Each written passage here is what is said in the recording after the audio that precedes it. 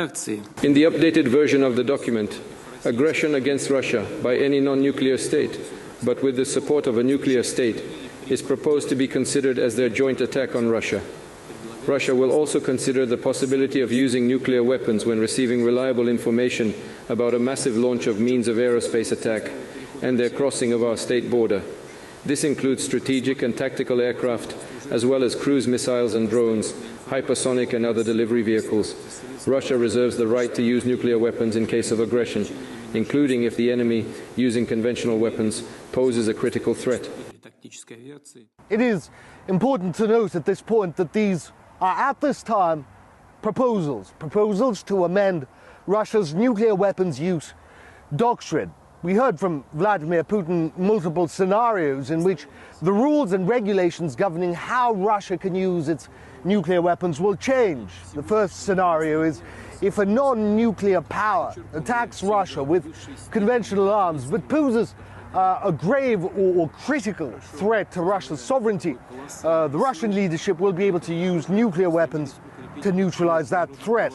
The second scenario and how things will change is if that non-nuclear power that is attacking Russia is aided, supplied, abetted by a nuclear power, then that nuclear power will be considered a party to this conflict. So a joint attack on Russia, which will mean Russia will be able to use nuclear weapons both on the non-nuclear power and the nuclear power that it will consider attacking it.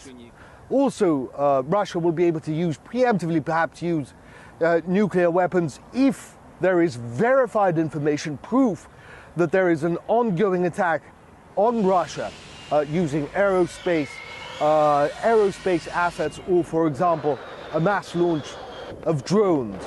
Again, I must mention that these are, at this time, are proposals on how Russia's first use of nuclear weapons, its nuclear doctrine, will change. Nevertheless, this is a stark warning to the West, the latest in a slew of such. Previously, Vladimir Putin had come out and said that if advanced Western missiles with great ranges are supplied to Ukraine and used against Russia for strikes deep into Russian territory, then those countries, the United States perhaps, or Great Britain or France, which supply Ukraine with extended range missiles, that they will be complicit in an attack on Russia. Russia has brushed off their arguments that they merely hand these weapons over. Russia says it has evidence, and there is no way that Ukraine can plan, launch, and use these weapons without without NATO troops being involved,